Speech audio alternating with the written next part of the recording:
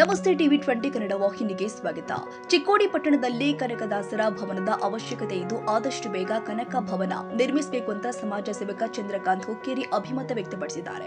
ಬೆಳಗ್ಗೆ ಚಿಕ್ಕೋಡಿ ತಹಸೀಲ್ದಾರ್ ಕಾರ್ಯಾಲಯದ ಆಡಳಿತ ಮಂಡಳಿ ಹಾಗೂ ಹಾಲುಮತ ಸಮಾಜ ವತಿಯಿಂದ ಉಪವಿಭಾಗದ ಅಧಿಕಾರಿಗಳ ಸಭಾಭವನದಲ್ಲಿ ಶಾಸಕರು ಆದ ಗಣೇಶ್ ಹುಕ್ಕೇರಿ ಅಧ್ಯಕ್ಷತೆಯಲ್ಲಿ ಭಕ್ತ ಕನಕದಾಸರ ಜಯಂತಿಯನ್ನು ಅತ್ಯಂತ ವೈಭವ ಮತ್ತು ವಿಜೃಂಭಣೆಯಿಂದ ಆಚರಣೆ ಮಾಡಲಾಗಿದೆ. ಉಪವಿಭಾಗದ ಅಧಿಕಾರಿಗಳು ಆಗಿರುವಂತಹ ಶ್ರೀ ಸುಭಾಷ್ ಸಂಪಂಗಾವಿ, ತಹಸೀಲ್ದಾರ್ ಆದ ರಾಜೇಶ್ ಬುರ್ಲಿ ಅವರ ಹಸ್ತದಿಂದ ಕನಕದಾಸರ ಪ್ರತಿಮೆಗೆ ಮಾಲಾರ್ಪಣೆ ಮಾಡಿದರು. ಚಿಕ್ಕೋಡಿ ಪಟ್ಟಣದಲ್ಲಿನ ಪ್ರಮುಖ ಬೀದಿಗಳಿಂದ ಕನಕದಾಸರ ಪ್ರತಿಮೆಯೊಂದಿಗೆ ಮೆರವಣಿಗೆ ಹೊರಡಿಸಲಾಗಿತ್ತು. ಮೆರವಣಿಗೆಯಲ್ಲಿ ಮುತ್ತೈದೆಯರು ಅಧಿಕ ಸಂಖ್ಯೆಯಲ್ಲಿ ಪಾಲ್ಗೊಂಡು ಕಲಶ ಹೊತ್ತು ಮೆರವಣಿಗೆಯ ವೈಭವವನ್ನು ಹೆಚ್ಚಿಸಿದ್ದಾರೆ.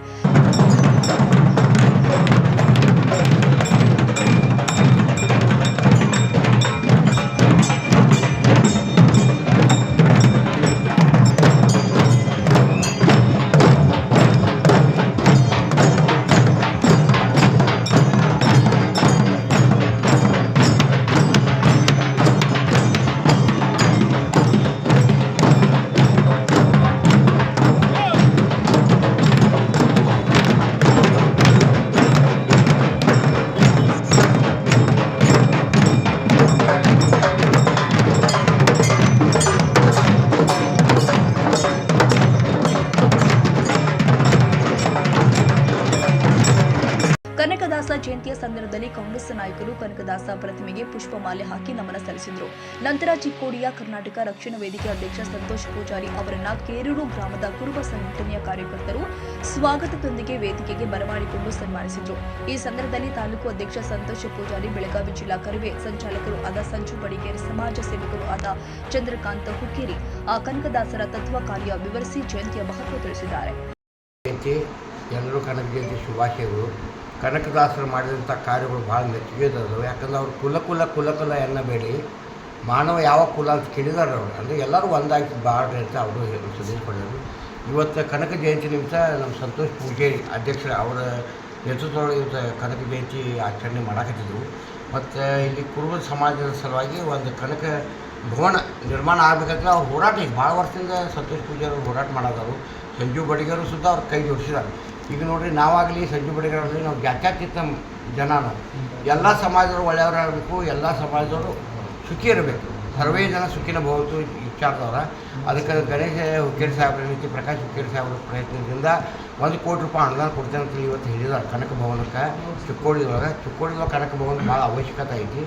ಮುಂದೆ ಜಾಗ ಸಲುವಾಗಿ ಮುನ್ಸಿಪಾಲ್ಟಿದಿಂದ ಜಾಗ ಅರ್ಧ ರೇಟದೊಳಗೆ ಡಿ ಸಿ ಸಾಹೇಬ್ ಕೂಡ ಮಾತಾಡಿ ಜಾಗ ವ್ಯವಸ್ಥೆ ಮಾಡ್ತೀವಿ. ಎ ಸಿ ಸಾಹೇಬರು ಮತ್ತು ತಹಸೀಲ್ದಾರ್ ಸಾಹೇಬರು ತೊಗೊಂಡ್ರು. ಎ ಸಿ ಸಾಹೇಬರು ತಹಸೀಲ್ದಾರ್ ಸಾಹೇಬರು ಒಳ್ಳೆಯವ್ರಿದ್ದಾರೆ, ಜೋಡೈತಿ ನನಗೆ ಕೆಲಸ ಮಾಡೋದು, ಸಮಾಜ ಸ್ವಲ್ಪ ಪರವಾಗಿದ್ದಾರೆ ಅವರು ಸುದ್ದ ಒಳ್ಳೆ ಕೆಲಸಗಳು ಮಾಡಾಕತ್ತಿದ್ದರು. ಅದಕ್ಕೆ ದಯಮಾಡಿ ಬರೋ ದಿವಸದೊಳಗೆ ನಮ್ಮ ಎ ಸಿ ಸಾಹೇಬರು, ಡಿ ಸಿ ಸಾಹೇಬರು ಮತ್ತು ತಹಸೀಲ್ದಾರ್ ಕೈಗೆ ಮುಗಿದು ವಿನಂತಿ, ಈ ಕುರುಬ ಸಮಾಜಕ್ಕೆ ನೀವು ಸಹಾಯ ಮಾಡಿರಿ, ಒಂದು ಇದು ಮಾಡಿರಿ. ಮತ್ತು ಅಣ್ಣಗಳು ಇವತ್ತು ಬಂದ ಪ್ರತಾಪರಾವ್ ಪಾಟೀಲ್ ಸಾಹೇಬರು, ಅವರು ದೊಡ್ಡ ಕ್ರಾಂತಿ. ನಾವು ಯಾಕಂದ್ರೆ ಸಣ್ಣಾಗಿರ್ತಂದ್ರೆ ವೇಲ್ ಪಾಟೀಲ್, ವಸಂತರಾವ್ ಪಾಟೀಲ್ ಅವ್ರು ನೀರಾವರಿ ಸಚಿವರಿದ್ದಾಗ ಶಾಂತಪ್ಪನ ಮಿರ್ಜಿಯವ್ರ ಮನೆಗೆ ಬರ್ತಿದ್ರು. ಶಾಂತಪ್ಪನ ಮಿರ್ಜಿಯವ್ರ ಮನೆಗೆ ಬಂದಾಗ ಊಟ ಎಲ್ಲ ಊಟದ ವ್ಯವಸ್ಥೆ ಎಲ್ಲ ಶಾಂತಪ್ಪನ ಮಾಡ್ತಿದ್ರು. ಊಟ ನಾನು ನೀಡಿದ ಮನುಷ್ಯ, ನನಗೆ ಭಾಳ ಖುಷಿ ಅನ್ನಿಸ್ತಿತ್ತು. ವಸಂತರಾವ್ ಪಾಟೀಲ್ ಏನು ಮಾಡಿದಾರಪ್ಪ ಅಂತಂದ್ರೆ ಎಲ್ಲರೂ ತಲೆಮಾರುಗಳಿಗೆ ಸುಖ ಅಂತ ಕೆಲಸ ಮಾಡಿದ್ದಾರೆ. ಅವರು ಏನು ಗುಡಿ ಕಟ್ಟಲಿಲ್ಲ, ಏನು ಸಮುದಾಯ ಭವನ ಮಾಡಲಿಲ್ಲ, ಮತ್ತೊಂದು ಮಾಡಲಿಲ್ಲ. ಅವರು ನೀರಾವರಿ ಯೋಜನೆ ಮಾಡಿರಿ. ರಾಯಬಾಗ್ ತಾಲೂಕು, ಮೂಡಲಗಿ ತಾಲೂಕದ ಇವತ್ತೇನು ಅನ್ನ ತಿನ್ನೋರು ಪ್ರತಿಯೊಬ್ಬರು, ಅದೆಲ್ಲ ಕೊಡುಗೆ ಯಾರ್ದಪ್ಪ ಅಂದರೆ ವಸಂತರಾವ್ ಪಾಟೀಲ್ ಸಾಹೇಬರಿಗೆ.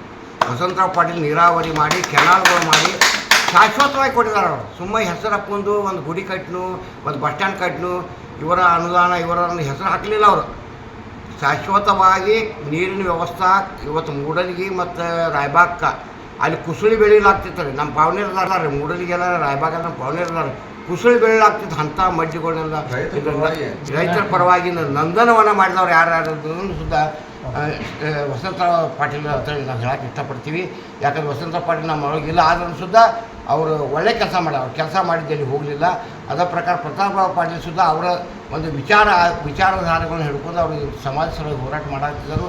ವಸಂತರಾವ್ ಪಾಟೀಲ್ಗೂ ಬರುವ ದಿನಗಳಲ್ಲಿ ಯಶಸ್ವಿ ಆಗಬೇಕು ಮತ್ತು ಸಂತೋಷ್ ಪೂಜಾರಿಗೆ ಯಶಸ್ವಿ ಆಗಬೇಕು. ಯಾವಾಗ ಅವ್ರ ಬ್ಯಾನಿಂದ ನಾವು ಸಂಜು ಬಡಿಗರ ನಮ್ಮ ಟೀಮ್ ಎಲ್ಲ ನಮ್ಮ ರುದ್ರ ಹಿರೇಮಠ ಆಗಲಿ, ನಾವಿ ಸಾಹೇಬರಾಗಲಿ ಎಲ್ಲರೂ ನಾವು ಅವ್ರ ಹಿಂದೆ ಇದ್ದೆವು. ಮತ್ತು ದೇವರು ಯಶಸ್ವಿ ಮಾಡಲಿ, ಸಂತೋಷ ಪೂಜಾರಿ ಅವ್ರಿಗೆ ಯಶಸ್ವಿ ಆಗಲಿ, ಮತ್ತು ವಸಂತರಾವ್ ಪಾಟೀಲ ಚಿರಂಜೀವಿ ಅಂತ ಪ್ರತಾಪರಾವ್ ಪಾಟೀಲ್ಗೂ ಯಶಸ್ವಿ ಆಗಲಿ ಅಂತ ಹೇಳಿ ತಮ್ಮ ವಾಹಿನಿ ಮುಖಾಂತರ ಹೇಳಲಿಕ್ಕೆ ಇಷ್ಟಪಡ್ತೀನಿ. ಸಮಾಜದಲ್ಲಿ ಹಿಂಗೆ ಎಸ್ ಟಿ ಮೆಸ್ಲೆನ್ ಸಲುವಾಗಿ ಹಿಂಗೆ ಸಮಸ್ಯೆ ಆಗತ್ತೆ, ಹೋರಾಟ ಸಲಹೆ ಅಂತ ಕೇಳಿದಾಗ ಸುಮಾರು ಬೆಳಗಾವಿ ಡಿ ಸಿ ಆಫೀಸ್ಗೆ ಕುರಿಗಳನ್ನ ತೊಗೊಂಡು ಹೋಗೋ ಟೈಮ್ನಾಗೆಲ್ಲ ನಮ್ಮ ಸರ್ಕಾರ ಸಪೋರ್ಟ್ ಮಾಡಿದ್ದು ನಮ್ಮ ಸಮಾಜಕ್ಕೆ ನಾವು ಯಾವತ್ತೂ ಮರೆಯೋದಿಲ್ಲ. ನಾವು ಯಾವ ಮಟ್ಟಕ್ಕೆ ಹೋದ್ರೂ ಹಿಂದಾದದ್ದು ಯಾವುದೂ ಮರಿಬಾರ್ದು ಅಂತ ನಮ್ಮ ಇದ್ರೊಳಗೆ ಐತದ. ಆ ಕಾರಣಕ್ಕೆ 2016 ಒಳಗೆ ಬೆಳಗಾವಿ ಡಿ ಸಿ ಆಫೀಸ್ನೊಳಗೆ ಕುರಿ ತೊಗೊಂಡು ಹೋಗ್ಬೇಕಾರೆ ನಮ್ಗೆ ಸಪೋರ್ಟ್ ಮಾಡಿ ದೇವ್ರೆ ಅಂತ ನಾನು ನಮ್ಮ ಅದಕ್ಕೆ ಆವಾಗ ಸಹಾಯ ಖರ್ಚನ್ನು ಕೂಡ ನಮ್ಗೆ ದುಡ್ಡು ಇನ್ನು ಈಗ ಸುಮಾರು ನಾನು 100 ಕುರಿಗಳು ತೊಗೊಂಡು ಹೋಗಿದ್ನ್ಯಾಗ ಅವನ ಮೇಲೆ ಪೇಪರ್ ಅದಾವು ಕೂಡ ಎಲ್ಲ ನಮ್ಮ ಸುದ್ದಿನ ಅದಾವು. ಆವಾಗ ಆ ಟೈಮ್ ಎಸ್ ಟಿ ಮೆಸ್ಲೈತೆ ಹೋರಾಟ ಚಲೋ ಇತ್ತು. ಆ ಟೈಮ್ನಾಗ ಚಿಕ್ಕೋಡಿ ಒಳ್ಳಿಂದ ಇಲ್ಲಿಂದ ನಮ್ಗೆ ಸಹಕಾರ ಮಾಡಿ ಇಲ್ಲಿಂದ ಸುಮಾರು ಒಂದು 200-300 ಜನ ಕರ್ಕೊಂಡು 100 ಕುರಿಗಳು ತೊಗೊಂಡು ಬೆಳಗಾವಿ ಡಿ ಸಿ ಆಫೀಸ್ಗೆ ಹೋಗೋ ಟೈಮಿಗೆಲ್ಲ ಸಪೋರ್ಟ್ ಮಾಡಿದ್ರು ಸಂಜೀವನ ಬಡಿಗೇರವರು ನಮ್ಮ ಕರೆಯೋದ್ರಿಂದ. ಅದಕ್ಕಾಗಿ ನಾವು ಯಾವತ್ತೂ ನಾವು ಮರೆಯೋದಿಲ್ಲ. ಸಮಾಜವಾಗಿ ಅಷ್ಟು ಅಭಿಮಾನ ಇದೆ ಅವರಿಗೆ ಅಂತ ನಾನು ಹೇಳ್ತೀನಿ. ಮೆರವಣಿಗೆಯಲ್ಲಿ ಜೆಡಿಎಸ್ ಮುಖಂಡರು ಆದ ಶ್ರೀ ಪ್ರತಾಪರಾವ್ ಪಾಟೀಲ್ ಭಾಗವಹಿಸಿದ್ರು. ಕಾರ್ಯಕ್ರಮದ ಸಂದರ್ಭದಲ್ಲಿ ಚಿಕ್ಕೋಡಿಯ ಕರವೇ ಸಂಘಟನೆಯ ಅಧ್ಯಕ್ಷರು ಆದ ಶ್ರೀ ಸಂತೋಷ ಪೂಜಾರಿ, ಪತ್ರಕರ್ತರು, ಹಾಲುಮತ ಸಮಾಜದ ಮುಖಂಡರು ಉಪಸ್ಥಿತರಿದ್ದರು. Bureau report Mahaveer Chinchade, TV 20 Kannada, Nippani.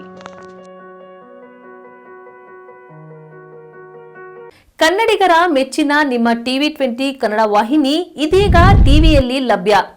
Karnataka ಮತ್ತು ದೇಶ ವಿದೇಶದ 360 ಡಿಗ್ರಿ ಸುದ್ದಿ ವಿವರವನ್ನ ಪಡೆಯುವುದಕ್ಕೆ ಟಿವಿ 20 ವಾಹಿನಿಯನ್ನು ಲೈಕ್ ಮಾಡಿ, ವಿಡಿಯೋಗಳನ್ನು ಶೇರ್ ಮಾಡಿ, ಕಮೆಂಟ್ ಮಾಡಿ, ಸಬ್ಸ್ಕ್ರೈಬ್ ಮಾಡಿ. HCN ಕೇಬಲ್ 842 ನಂಬರ್ನಲ್ಲಿ ಹುಕ್ಕೇರಿ ತಾಲೂಕು ಹಾಗೂ ಸಂಕೇಶ್ವರದ ಸುತ್ತಮುತ್ತಲಿನ ಹಳ್ಳಿಗಳಲ್ಲಿ ಲಭ್ಯ. PCN ಕೇಬಲ್ 129 ನಂಬರ್ನಲ್ಲಿ ಹಾರುಗೆರೆ ಸುತ್ತಮುತ್ತಲಿನ ಹಳ್ಳಿಗಳಲ್ಲಿ ಲಭ್ಯ. ರಾಯಬಾಗ್ ಡಿಜಿಟಲ್ ಚಾನೆಲ್ ಕೇಬಲ್ 80ನೇ ನಂಬರ್ನಲ್ಲಿ ರಾಯಬಾಗ ತಾಲೂಕಿನ ಸುತ್ತಮುತ್ತಲಿನ ಹಳ್ಳಿಗಳಲ್ಲಿ ಲಭ್ಯ. UDCN ಕೇಬಲ್ ನೆಟ್ವರ್ಕ್ ಉಗಾರ ಸುತ್ತಮುತ್ತಲಿನ ಹಳ್ಳಿಗಳಲ್ಲಿ ನಿಮ್ಮ ಟಿವಿ 20 ಕನ್ನಡ ವಾಹಿನಿಯೂ ಲಭ್ಯ.